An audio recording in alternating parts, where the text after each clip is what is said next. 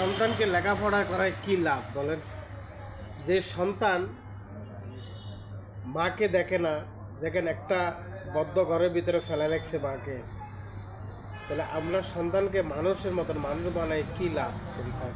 উচ্চ শিক্ষিত যত সন্তানেরাই মাকে বৃদ্ধাশ্রমে রাখে, মাকে সেবা করে না, মার খোঁজখবর রাখে না, বেশিরভাগে দেখেন উচ্চশিক্ষিত। তাহলে আমরা কৃষিকাম ছেলেফেলেদের এখন কৃষিকাম করার সবচেয়ে ভালো। যারা গরিব আছে এরা কখনো মাকে ফেলায়নি। যারা কৃষিকাম করে বা ওরাই কখনো মাকে কষ্ট দেয় নাই। কিন্তু সবচেয়ে শুনেছেন দেখেন একটা ঘটনা, এখন এ মাকে 5 দিন আগে মারা গেছে, কিন্তু ওরা দামাসাবা দিবার জন্য নাচ আনছে, ওই নাচে ফাঁস করেছে, পাপ বাপেও ছাড়ে না। এটাই মনে রাখবেন। দেখেন এই জিনিসটা শুনেন। এই রুমটা কে থাকতো? এই রুমে উনি থাকতো। এই রুমে উনি থাকতো। সন্তানেরা সবাই প্রতিষ্ঠিত।